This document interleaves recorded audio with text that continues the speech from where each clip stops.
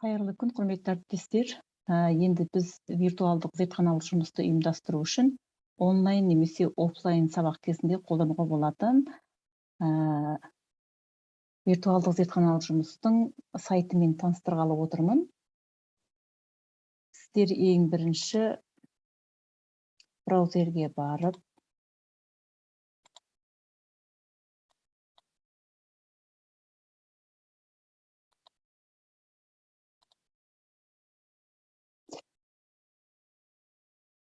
браузерге жазамыз mrtalabs.edu.com деп жазып кіріп алғаннан кейін бізге осындай бет ашылады. Осындай меню бет ашылады. Негізгі бет, осы жерден өз пәнімізді таңдап аламыз.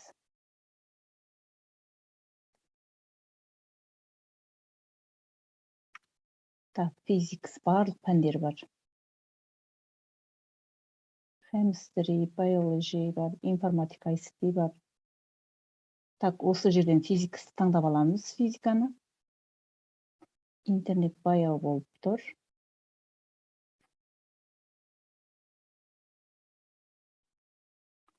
Бұл жерде сайт туралы мәліметтер берілген.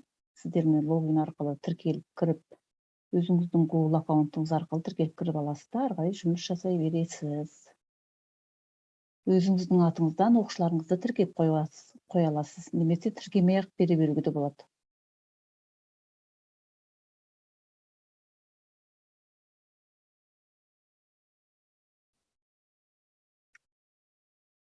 Так, сайт бет ашылып алғанша, егерден ағылшын тілінде сізге тым жақын болмаса, онда тінтуірдің оң жақ шетін басып, осы жерде орыс тіліне аудару болған. Сонда бүкіл мына беттердің барлығы ағылшын тілінен орыс тіліне аударылады.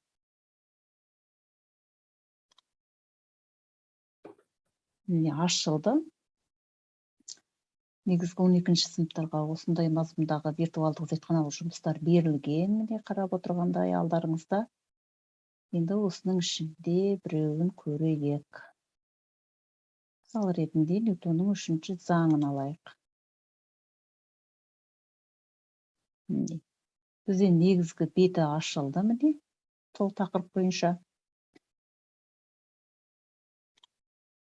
Қарап отырсаңыздар, міне бірінші сол тақырыптың теориялық бөлімі. Сол теориялық бөлімге зертханалық жұмыс беріледі. Жұмыс істеуді барысымен, кестесімен барлығы беріліп тұрады. Екіншісінде анимациялық қойылым, соған қарай отырып, симулятор ретінде жасауға болады мына жерде. Ал егерде бұл түсініксіз болып жатса, мына видеоны қарап алып, осы екі симулятормен анимацияны жасап көруге болады. Немесе өзіңіз офлайн сабақ кезінде экранға көрсетіп қойып, балалармен бірге жасап көруге болады. Қарасаңыздар, Ньютонның 3-ші заңына міне толық мәліметтер өте жақсы берілген суретімен, міне адамның жүрген қайыққа қалай әсер, суға малтаған кезде барлығы өте жақсы берілген. Келесі зертханалық жұмыстың жұмыс істеу барысы берілген, міне кестесіне дейін беріліп тұр. Барлық мәліметтер жазып болғаннан кейін қорытынды бойынша жазады, қорытындылайды. Келесі анимейшнға қарайық. Newton's third law of motion деп тұр, міне. Так, осы жерде біз көре аламыз. Интернет өте баяу болып тұр бізде.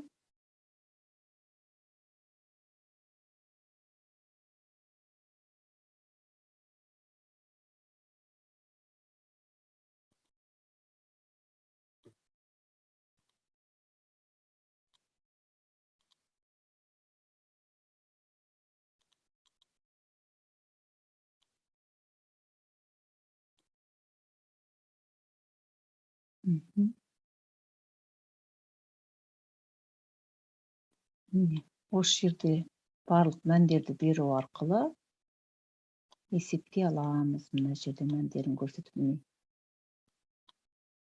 Мәндерін осы жерге балалар қолмен жазып отырады.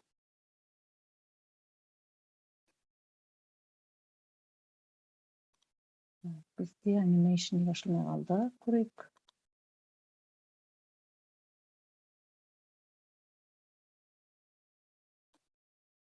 Жақсы, ары қарай кеттік. Видео түсіндірмесі бар мына жерде, өте жақсы көрсетілген, қарап отырсаңыздар.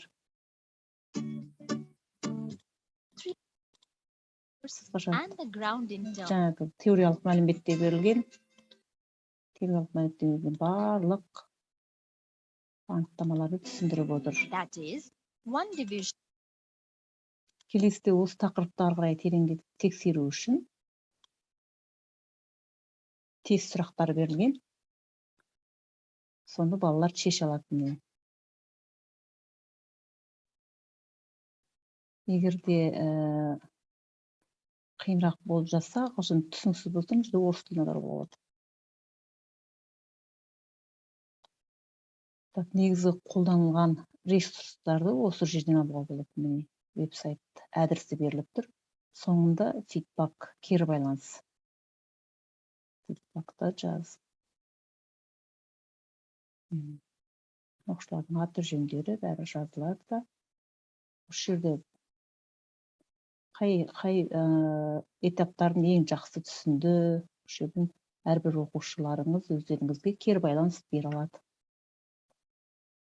Жасап көріңіздер, қарап көріңіздер.